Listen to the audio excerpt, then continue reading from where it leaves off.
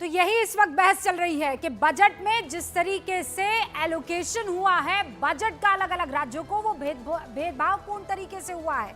ये विपक्ष आरोप लगा रहा है। संसद में आज बकायदा प्लकार्ड्स लहराए गए थे कि संघीय ढांचे को सबसे बड़ा खतरा है। शरद कोहली जी हमारे साथ यहाँ पर है, तहसीन पूनावाला बस वक्त दीजिए मुझे, और हमारे साथ प्रेम शुक्ला जी भी हैं, शक्ति सिंह यादव जी भी हैं, माधव आनंद जी भी हैं और शिवसेना के तिवारी जी भी हैं। लेकिन शरद कोहली साहब, ये बजट क्या दूसरे बजट से अलग है, अलहदा है, और जैसा विपक्ष आरोप लगा रहा है कि फेडरलिज्म को इन्होंने नेस्तनाबूद कर दिया है? रूबिका, मुझे कहीं से ये अलग नहीं दिखाई देता है। ये बजट आम जैसे बजट आते हैं उसकी तरह है। हर बजट वैसे यूनिक होता है, वो अलग बात है। पर जो ये आरोप प्रत्यारोप चल रहे हैं कि हमें इतना नहीं मिला और उनको इतना मिल गया, मुझे गालिब का एक पुराना शेर याद आता है रूबिका, हजारों ख्वाहिशें ऐसी कि हर ख्वाहिश पे दम निकले, बहुत निकले बजट के प्रावधान फिर भी कम निकले।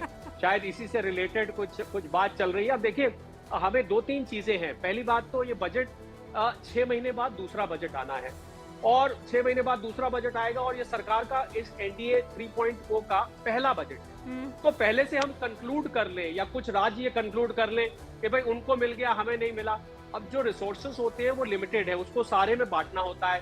यहाँ पर इंफ्रास्ट्रक्चर की बात की गई, यहाँ एम्प्लॉयमेंट की बात की गई, यहाँ मैन्युफैक्चरिंग की बात की गई, एनर्जी क्षेत्र की बात की गई। तहसीन पूनावाला जो कह रहे हैं कि हमने पॉपुलेशन को नहीं बढ़ाया, हमने टैक्सेस ज्यादा दिए, तो क्या हमने बुरा किया? इसका खामियाजा ऐसे भुगता जाएगा कि हमें एलोकेशन में बजट कम दिया जाएगा। तहसीन पूनावाला, शरद जी स्क्रीन पर देखिए, जो डेटा रूबिका आपने प्रेजेंट किया था वो डेटा मेरे पास भी है कि आप अगर पिछले सारे बजट्स उठा के देखेंगे तो जिस आधार पे एलोकेशन हुई है, और ये तहसीन भी इस बात को जानते हैं, आप हिस्टोरिकली जाएंगे, पर कैपिटा इनकम हो गई, पॉपुलेशन हो गई, जो भी क्राइटेरिया फाइनेंस कमीशन बनाती है वो क्राइटेरिया शुरू से फॉलो किया जा रहा है। उसमें कोई नई परंपरा निकल के नहीं आई है। और सबसे बड़ी बात, आप कहीं से शुरुआत करेंगे, अगर पहली शुरुआत आप कर रहे हैं तो आगे आने वाले मुझे लगता है रूबिका, हाँ। मुझे लगता है कि बहुत प्री मैच्योरली अगर ये प्रोटेस्ट संसद में देखने को मिल रहा है, हाँ। इस प्रोटेस्ट को मैं प्री मैच्योर भी कहता हूं। ओके, तहसीन 30 सेकंड में जवाब दीजिए। मैं शरद जी की बहुत रिस्पेक्ट करता हूँ, बहुत ही अच्छे इकोनॉमिस्ट है, लेकिन यहाँ पर छोटी सी मैं एक बात उनसे पे ऐड करना चाहता हूँ। 15 फाइनेंस कमीशन में जो डिविसिव पूल का जो फॉर्मूला था उसमें स्पेशली 2 प्रावधान किए गए। एक, स्टेट के एरिया को ज़्यादा वेटेज दिया गया। इसका मतलब कि उत्तर प्रदेश और बिहार को ज़्यादा फंड्स मिलेंगे केरला के मुताबिक।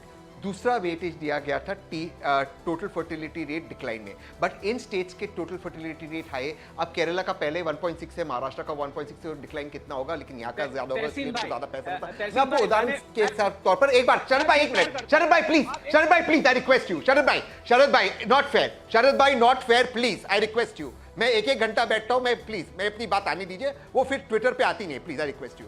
अब मैं बता देता हूँ, महाराष्ट्र 1 रुपया कॉन्ट्रीब्यूट करता है। नहीं, मैं बताता हूं क्योंकि मेरी बात आती नहीं है, मैं अपनी बात रख दूं, उसके बाद आप बीच में ना बोले शरद भाई, आप उसके बाद मुझे काउंटर कीजिए। महाराष्ट्र 1 रुपया कंट्रीब्यूट करता है, उसे 8 पैसा मिलता है। कर्नाटका 1 रुपया कंट्रीब्यूट करता है, 14 पैसा मिलता है। तमिलनाडु 1 रुपया कंट्रीब्यूट करता है, 17 पैसा मिलता है। अब मैं लास्ट चीज बता देता हूं। अब देखिए, जो डिस्ट्रीब्यूशन हुआ है नए फॉर्मूला 15 फॉर्मूला से 2021 से लेकर 2026 तक, उत्तर प्रदेश को मिला 1 लाख करोड़ रुपए, 1,02,000 करोड़ रुपए, और बिहार को मिला 1,02,000 करोड़ रुपए, उत्तर प्रदेश को मिला 1,90,000 करोड़ रुपए। यानी उनके टोटल रेवेन्यू का उनको मिला 67 और 42%। लेकिन तेलंगाना को कितना मिला? 21,000 करोड़ रुपीस, उनके रेवेन्यू का 28%। अब आप देखिए, पॉपुलेशन तेलंगाना ने कंट्रोल किया, तेलंगाना ने ज्यादा टैक्स भरा, उसको मिला 20%, उत्तर प्रदेश को मिला 60%। जो आप नंबर्स दे रहे हैं मैं उसको स्वीकार कर लेता हूं। चलिए, मैंने 1 मिनट के लिए स्वीकार कर लिया, हालांकि मेरे पास बहुत सारी कैलकुलेशन है, शो बहुत लंबा हो जाएगा। मैं आपसे सिर्फ एक बात पूछता हूं, क्या ये इस एनडीए 3.0 का आखिरी बजट था? क्या ये आखिरी बजट था? ये तो अभी पहला बजट। और दूसरा सवाल, क्या 1 फरवरी को 6 महीने बाद, 1 मिनट, क्या 1 फरवरी को 6 महीने बाद अगला बजट नहीं आना है?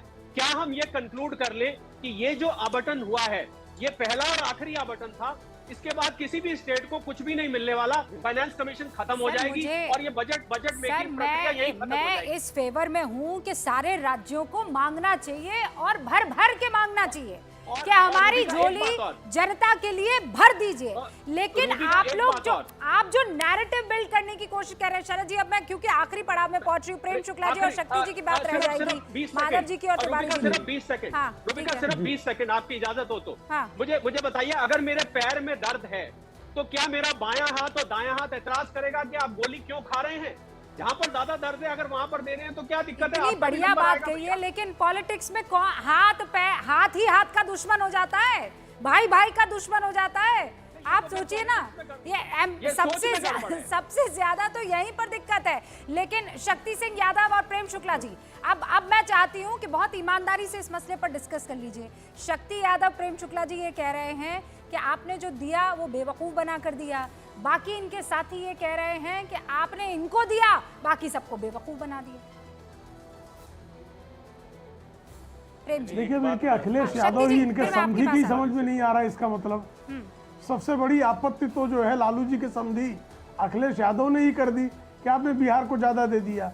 अभी महाराष्ट्र के हमारे किशोर तिवारी पूछ रहे थे कि क्या दिया महाराष्ट्र को। किशोर जी 69,770 करोड़ महाराष्ट्र को सिर्फ रिसोर्सेज के डिस्ट्रीब्यूशन में मिला है। 1,000 करोड़ रुपए MUTP 3 प्रोजेक्ट के लिए मिला है। 600 करोड़ जो है विदर्भ के लिए मिला है।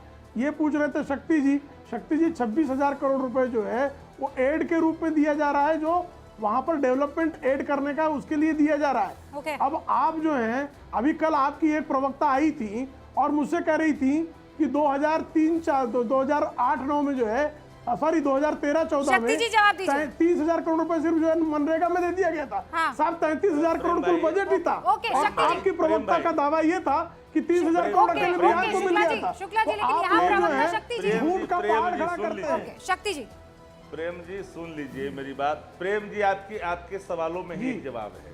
आपने कहा कि 26,000 करोड़ दिया मैंने, वो पैकेज नहीं भाई साहब, डिफरेंट प्रोजेक्ट पर दी जाने वाली राशि है जो भारत सरकार की योजनाएं हैं। नंबर 1।